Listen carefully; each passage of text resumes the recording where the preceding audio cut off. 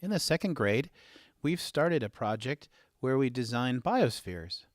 We are building both physical biospheres using recycled bottles, and we're also building a digital biosphere using Google Draw.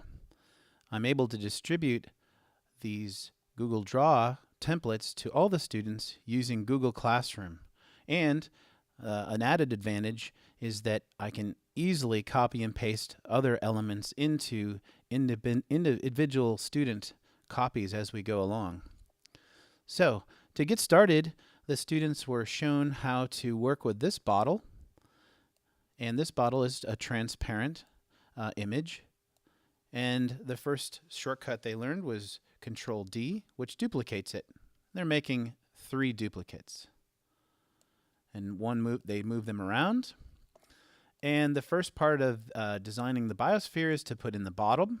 And the bottom involves using the crop tool. So they select the bottle that they want to crop. They come up here to the crop tool, turn it on, and then they put their cursor over this black handle, drag it down a little bit lower than halfway of the bottle, and let go. Then click away, and that cuts the bottle. They take the second bottle, and this bottle they run to the top handle here that rotates, spin the bottle around, so it's 180, and then they once again use the crop tool,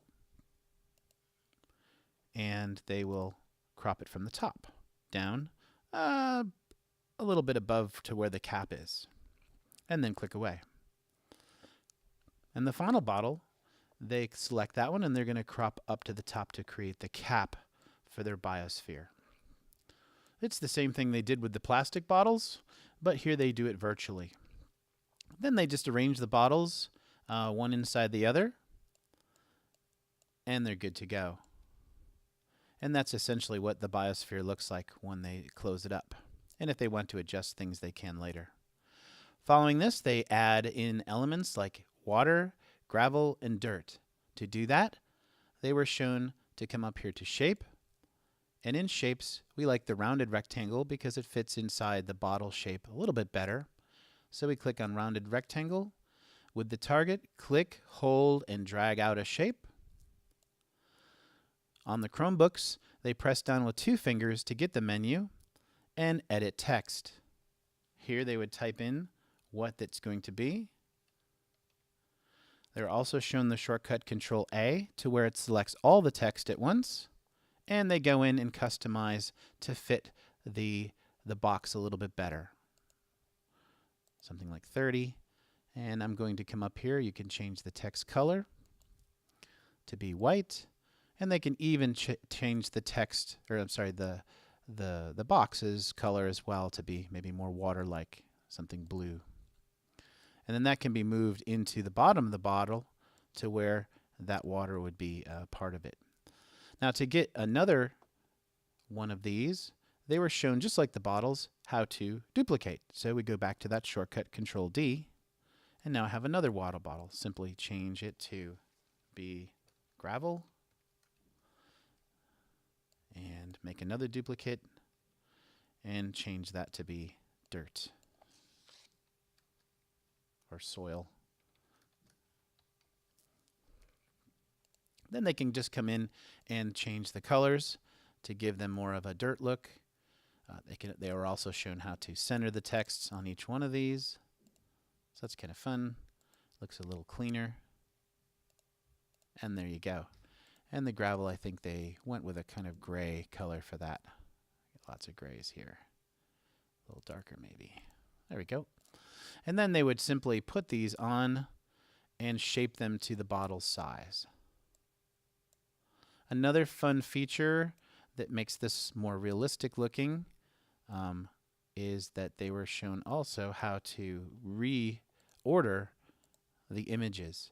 So you can see gravel is currently in front of the bottle, but if they do the 2-finger touch again, they can go to order and send it to the back. And now it looks like the gravel is behind the bottle. We also showed students how to select elements. So if they want to select something, they can just cycle through all of the elements on the board just by pressing Tab. Also, they can use the keys, the arrow keys to move the objects on the board to where they want to. So we're just going to shape this together, order, and again, kind of fitting this in as we go. And the water would go in the bottom. To finish the system, they added a line, a scribble, and this was to draw the string or a piece of yarn used to draw the water using capillary action up through the cap into the soil so that we have a continuously watered system. Then they went to line weight. We kicked that up to about 4, and again changed the color to something that would stand out to indicate that it's water.